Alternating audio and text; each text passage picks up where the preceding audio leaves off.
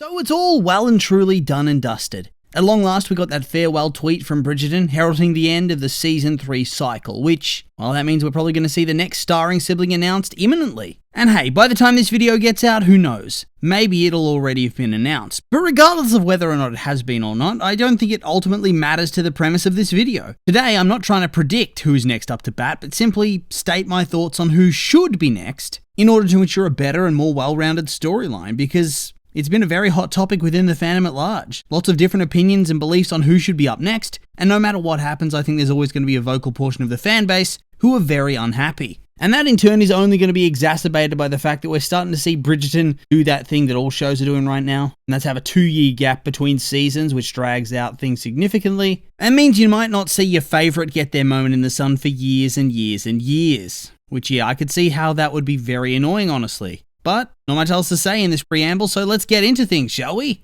Okay, so when we're going through the candidates, we have 3 major choices, and then some minor, more crackish choices that we can just discount pretty quickly. So immediately, we're cutting Gregory and Hyacinth out of the equation. As, well, does it even really need to be said at all? It ain't happening. Not at all. Could you imagine the uproar? It would be ridiculous. Yeah, they ain't it. And just for completionist's sake, I'll also make the case for Violet. Okay, so from what I understand, hers is an original romance arc. I don't think it was ever in the books. And so it probably doesn't, I wouldn't say it doesn't deserve its own season, but I think it's clear that we've had so much of it already this season that it wouldn't make sense as an overarching story for a full season of the show. I think the only way for it to be the overarching focus of a season of its own would be in a Queen Charlotte type of spin-off, but obviously you'd still need to fill it out with more than just their romances. Well, we've already seen their meeting and the early stages in Bridgerton Season 3. And that's already a big part of things, isn't it? It's a very important element of the story right there. So, like I said, if they did go ahead with a season like that, it would need to be bulked out with even more content. Queen Charlotte had a couple of side stories, most importantly, the life and times of Agatha Danbury. And so I think this concept would benefit from something similar. Follow Agatha and her relationship with her brother, maybe even her children join in, I don't know. They all sort of dropped off the face of the earth and seem to be barely worth a mention at all. Maybe have their uncle force a reunion. And hell, from the Violet POV, her kids maybe being weird about her finding love again, or having flashbacks to her days with Edmund. I don't know, but yeah, it's just a spin-off concept really. And honestly, it's a bit of a joke idea as well. It won't happen, and simply shouldn't happen. I mean, don't get me wrong, I enjoyed her story with Lord What's-His-Face in Season 3, and it was actually a major bright spot for me across the whole season, but it's definitely filler that you can stretch to fill gaps in the story, if you get what I mean. Like, it's not irrelevant, but it's there so when you need a bit of downtime from the main pairing, and need to let things breathe, well, you can follow something else. You get me? And honestly, I don't even think it would have the legs or interest to carry a main series, or even a spin-off. I think personally I would enjoy it, but I'm not that certain it would carry much widespread appeal, and I really think it would drive people to insanity that they'd be getting the mum storyline before some of the more widely anticipated characters. So, in my eyes, it narrows things down even further, just to our big 3. They're the only options now. 3 characters of note that could realistically carry the season as a main lead. We have Francesca, we have Benedict, and we have Eloise. And so I guess we got to go through each one and see if they'd have a compelling story that can be told this season, right? Okay, so of the 3, the one that's had any real semblance of a lead into their romance storyline is Francesca.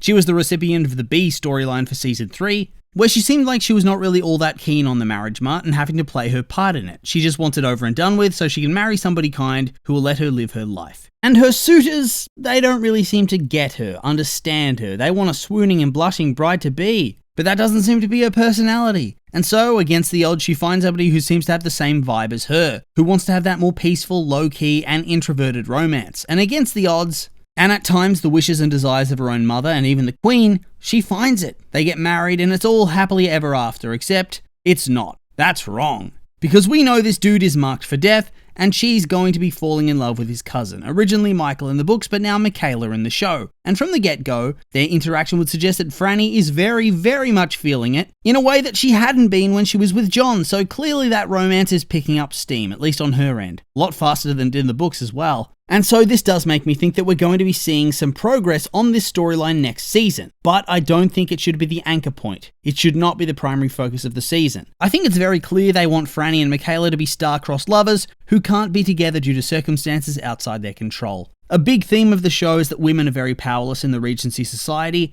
and I think the storyline's going to continue on that theme. It's going to be about how they can't be together due to societal prejudice and things outside of their control. So we'll need pining, then John has to die, then we need guilt and grief, and then and only then can the romance really kick into next gear. And so in my eyes, they need time. Unless, of course, they want to rush things and have John's dynamics with both Francesca and Michaela mean nothing at all, with them barely batting an eye when he dies or getting over it within an episode, or even worse, spending most of the time feeling depressed and guilty, and thus rushing the actual romance part, which that would just be terrible, wouldn't it? And so to me, it's pretty damn clear what needs to happen. We need to have this season with them, I guess in Scotland, and I presume Eloise is going to be there too, simply based on the ending of last season, and you just need this season to be a time to cook, because this relationship is not a straightforward one. You need time to build it. It would be like if Colin and Penn were season 1 with no build to their friendship and dynamic, and without any examination of Penn's dynamic within her own family and the lack of respect paid to her by her sisters and mother. It wouldn't work, and the storylines would be far less satisfying as a result. So yeah, Francesca in season 4, or rather as the main storyline of season 4, just seems like a recipe for disaster. They need to let this story cook and simmer for at least another season, probably just one season though, because otherwise it will get drawn out for way too long. I mean, we'll have to wait and see of course, but that's what I think at the very least. And so,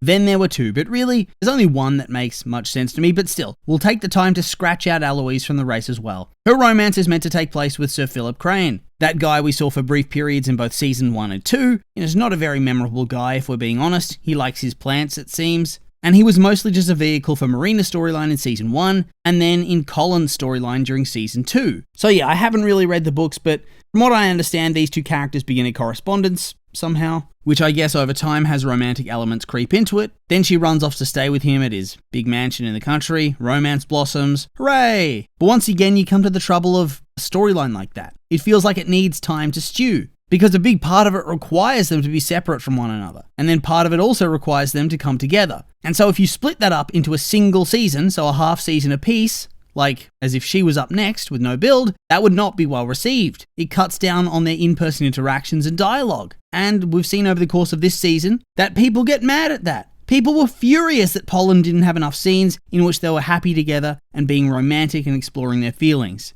And the season before that, Anthony's season, to me, peak Bridgerton, there were also complaints about the lack of true romance there. It was mostly just pining and angst. There was so much angst, but not enough payoff. So imagine all of that, but cut in half, because obviously you're using a single season here, and then you have your story titled To Sir Philip with Love. So it's using letters as a thematic motif. And so obviously you couldn't have that only be like for one episode. They need to be sending letters for many episodes. Otherwise it changes things significantly overall, doesn't it? Changes the vibe of it. And so realistically, her running off to be with this guy, it feels like a season finale type of cliffhanger, which in turn means that her correspondence, much like we've seen with John and Francesca this season, should be a B storyline that's playing underneath one of the other stories. Probably not this next one, but perhaps the season after that. I feel like this season needs to be about her gathering some more worldly experience before it springboards into the beginning of her own romantic story. And so no, this coming season, and honestly the next one after it, it doesn't feel like the right time. Have her have B-level storylines for now and start slowly building things up, but obviously you can't have her feeling directionless because otherwise you end up like Benedict.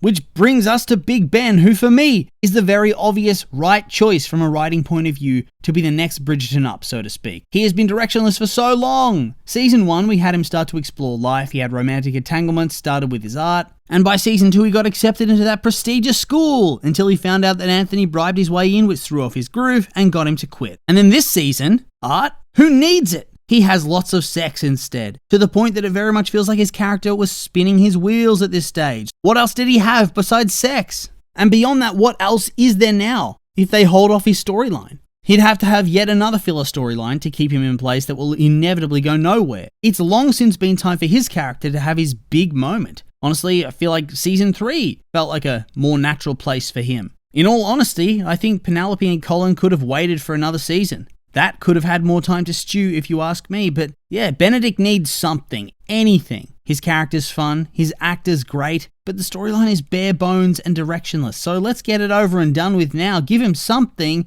before his character is ruined by delay. And so, yeah, it's clear to me, I mean it's so clear to me, that Benedict, then Francesca, then Eloise is the right order of things. Toss in some Violet throughout the seasons, some Lady Danbury too, and you've got a recipe for future longevity for the show. And also, hopefully they bring back some of the other Bridgertons at some point, just to make the world feel a bit more alive, even just for cameo scenes. That would be really nice. But yeah, beyond that, nothing much else to say, so I will just remind you that these have been my opinions, and I'd like to hear yours. What do you think of my ideas? Are you with me? Maybe not? I'm curious for your thoughts, so make sure to like, comment, and subscribe, and let me know.